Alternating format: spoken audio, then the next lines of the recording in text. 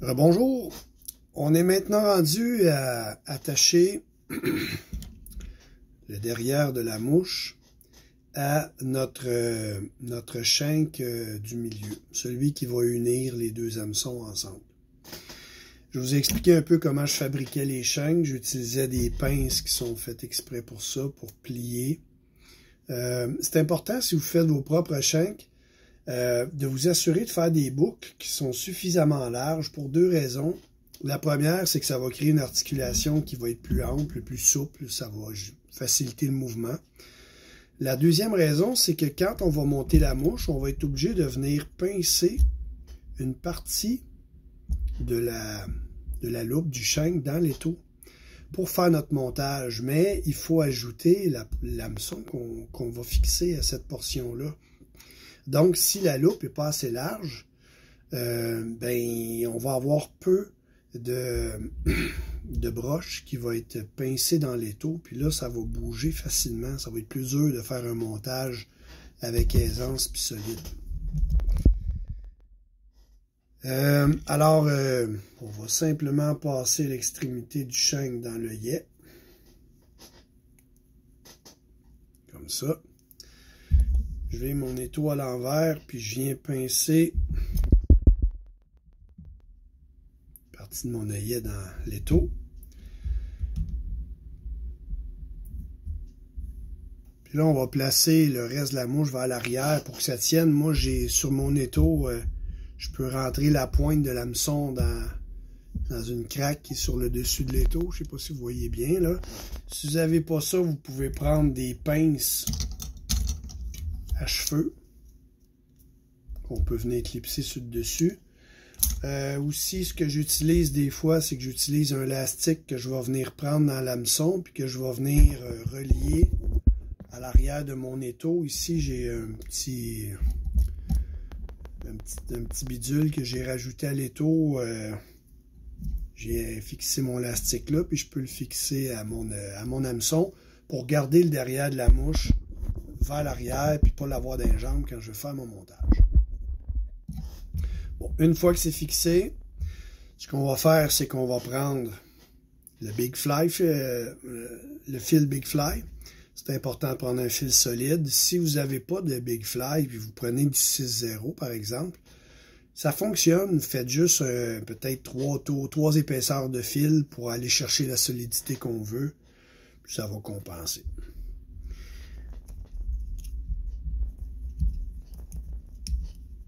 On n'oublie pas que quand on arrive au bout de la broche qui a été sectionnée, c'est très coupant. Donc, on diminue la tension. On s'assure de faire 2 épaisseurs de fil cordées correctement.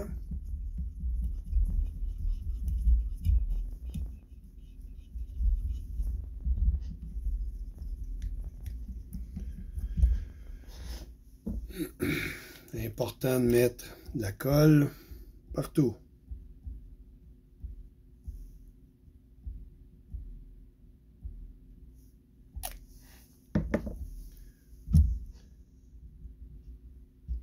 La preuve de la solidité que ça apporte d'utiliser une colle qui est vraiment pénétrante, là.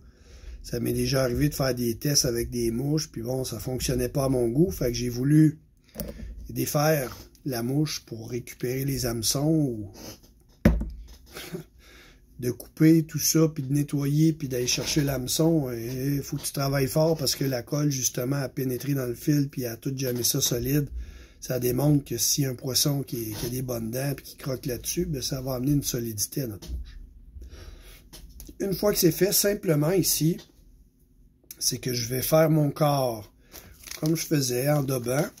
Et sur le devant, ben, on va mettre une autre couche de laine Fentex. Sauf que par-dessus ça, on va rajouter des hackles qui vont venir donner de l'ampleur à la mouche puis du mouvement aussi à la mouche. Parce qu'un hackle dans l'eau, quand il y a des vibrations, tu sais, ça flacote d'un bord puis de l'autre.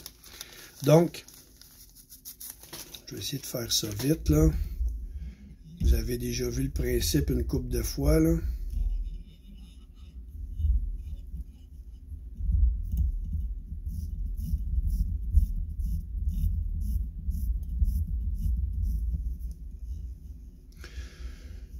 C'est bien aussi de le faire quand on vient de mettre la colle.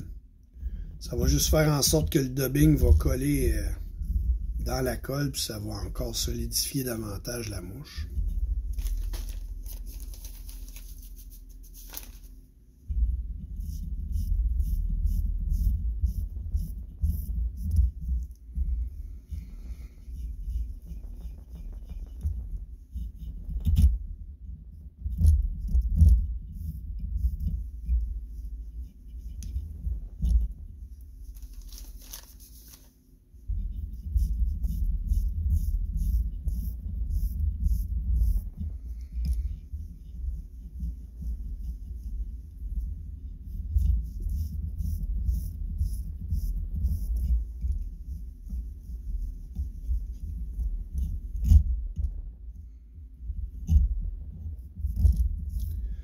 Quand on arrive en avant, c'est important de se garder un petit 1/8 de pouce là, pour attacher notre matériel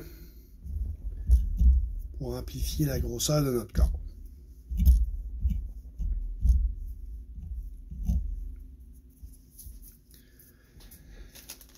Donc,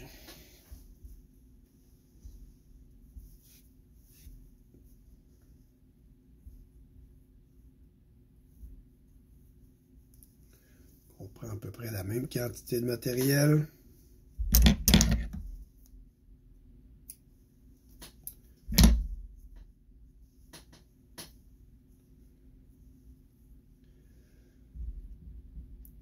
Puis là, ben, on va mesurer à peu près jusqu'à la jonction avec le prochain hameçon. Même, on va embarquer un petit peu par-dessus pour vraiment faire un effet uniforme puis qui va recouvrir complètement la mouche. Pas avoir des sections qui sont comme tout nues, si vous voulez, où il y a un espace entre les deux portions. Donc, on va chevaucher un petit peu. Si je baisse ici, là, j'irai pas jusque-là comme on a fait tantôt derrière pour la queue. On va aller un petit peu plus loin, jusque vis-à-vis le début du des prochains matériaux comme ça. Pas trop non plus pour pas faire une grosse portion très large ici puis que ça coupe carré, c'est pour garder notre dégradé là. Donc ça,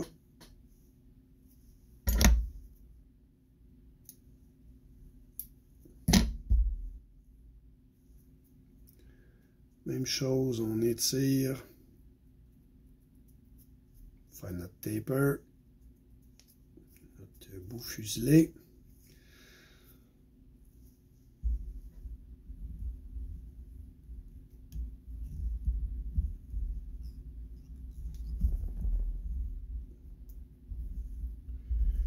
Vu qu'on utilise du gros fil, ben on essaye de faire des fois moins de tours pour fixer les choses au début. Vous voyez ce que ça donne comme effet. Je ne sais pas si vous remarquez, là, mais je penche mon shank assez facilement. Là.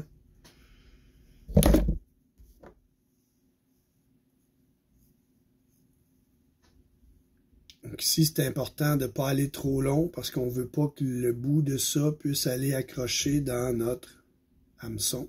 On s'assure qu'il soit plus court que la pointe de l'hameçon. C'est à peu près la même longueur que ce qu'on a mis sur le dessus, là, mais il faut toujours garder à l'esprit qu'en dessous, on a cette contrainte-là de ne pas chevaucher les touffes de poils avec les pointes d'hameçon qu'on n'a pas nécessairement sur le dos de la mouche.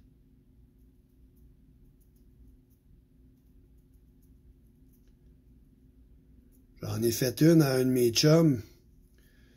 Et lui, ça le gossait parce que des fois, sa mouche, elle se mêlait. Il a pogné ses ciseaux puis il a coupé des touffes de poils un peu partout. Donner ses données, comme on dit. Fait ce qu'il veut avec. Mais la mouche fonctionne bien quand même. Fait que c'est bien correct.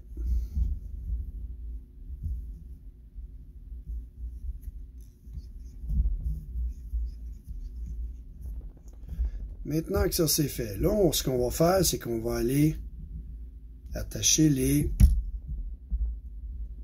plumes qui vont venir donner un petit peu plus de prestance. Je vous ai présenté les plumes que j'utilise pour ça. Alors pour le dos, parce que je vais amener une autre nuance de couleur dans la mouche, donc j'utilise du coq de Léon. Vous en avez pas, c'est pas grave. Vous pouvez utiliser un hackle brun, grizzly, comme vous voulez. Moi, c'est un mix de couleurs qui paye, fait que je l'utilise. Alors, quand on utilise une selle comme ça, c'est important de garder à l'esprit qu'il y a un côté gauche et un côté droit. Et souvent, si vous allez voir la quantité de plumes d'un côté, vous avez l'équivalent, la même taille, l'autre côté de la selle. Et donc, moi, je vais avoir une plume qui va aller jusqu'à peu près du début de la queue, là, mais pas qui chevauche complètement la queue pour garder mon effet taper que je voulais avoir tout le temps. Donc, je m'en vais sur le côté de la selle. Je vais essayer de trouver une plume qui a la bonne longueur. Si je place ça ici, je vois que je me rends pas mal à la bonne place. Ça pourrait être bien. Même un peu plus courte que ça pourrait être encore mieux.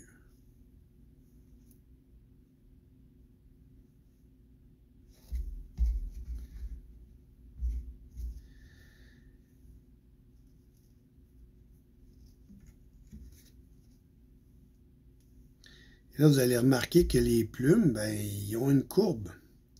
Ils ont tendance à revenir vers le centre. Donc, j'ai enlevé ma plume. Vous voyez qu'elle tourne d'un côté. Donc, elle va être idéale pour que je l'attache vis-à-vis moi. Mais pour avoir une plume de l'autre côté, face à vous, qui va plier dans le même sens, ben là, je vais aller... J'étais dans ce côté-là de la selle. Ici, je vais aller dans l'autre côté. Trouver une plume d'à peu près la même longueur. Puis m'assurer que la tendance naturelle, quand elle tourne, c'est d'aller l'autre côté.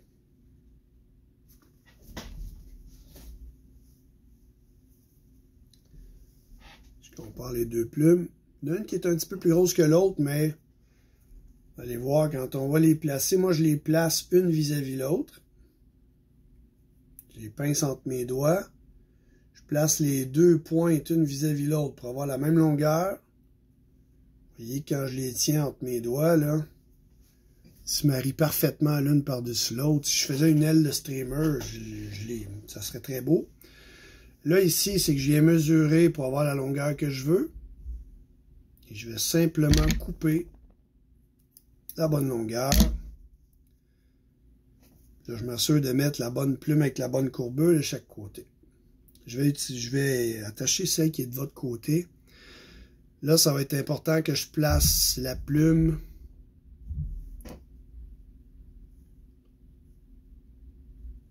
le bout du rachis de la plume vis-à-vis l'extrémité où j'ai jusqu'où mon fil va.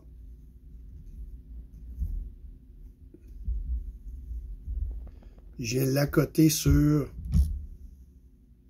la laine que j'ai d'installer. Quelques tours pour bien solidifier ça.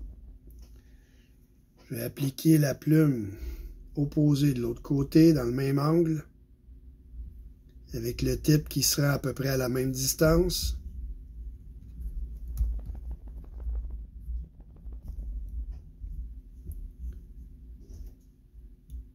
Voilà pour le dos. Je tourne.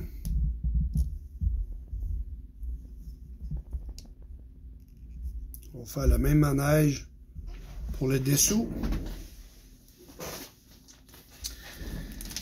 Bon, on ne veut pas que la plume aille trop loin derrière l'hameçon pour les raisons que je vous ai décrites tantôt, mais une plume, ça accroche moins dans le crochet de l'hameçon comparativement aux fibres de laine qui, elles, s'entortillent, s'en mêlent. Mais il reste que je veux pas qu'elle dépasse trop quand même parce qu'à un moment donné, elle peut flipper, elle peut s'accrocher après l'hameçon, puis à un moment donné, ça bouge moins. Alors, si j'ai un choix, j'aime mieux la prendre un peu plus courte que trop longue. Encore là, on voit une selle, côté gauche, côté droit. Même principe. Pour la longueur que je veux. C'est pas mal plus dispendieux, mais c'est vraiment plus agréable de travailler avec une selle comme ça que d'avoir des paquets de plumes en sac. Souvent, le problème avec les plumes en sac, c'est qu'ils vous mettent un paquet de plumes qui était sur le même côté de l'animal. Fait que les plumes tournent toutes du même bord. Fait que quand tu vas essayer de pairer des plumes, t'es pas capable. Parce que les deux plumes tournent du même bord. Tandis que là, avec une selle, ben, on peut faire des beaux pairages de plumes. La même shape, la même courbure. Fait que ça fait des mouches. C'est esthétique, on s'entend, là. Mais, tu sais, quand tu montes une mouche puis tu mets du temps pour la fabriquer, ben, c'est toujours plus fun quand tu as du plaisir à la regarder que quand tu regardes et tu vois les plumes qui vont tout croche. Mais on se fera pas de cachette, là. Une plume qui est gardée dans sa boîte, là, puis qui sèche tout croche, ben, quand tu regardes après, elle est tout croche. Par contre, quand tu remets dans l'eau, puis que les plumes s'hydratent, puis que l'attraction de l'eau, tout revient en place, puis c'est aussi cute qu'une mouche neuve.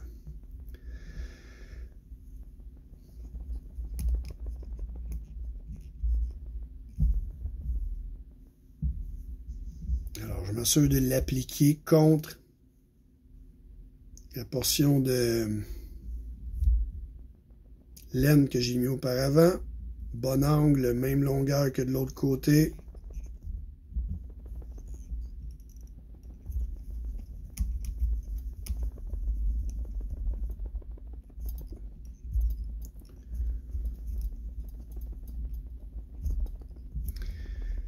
Donc, des fois, c'est pas nécessaire d'avoir nécessairement beaucoup de plumes sur une mouche pour aller chercher le mouvement qu'on veut. C'est de les placer stratégiquement au bon endroit avec les bonnes longueurs, les bonnes dimensions pour respecter la shape de base de la mouche, là. Puis ça va faire un bon travail.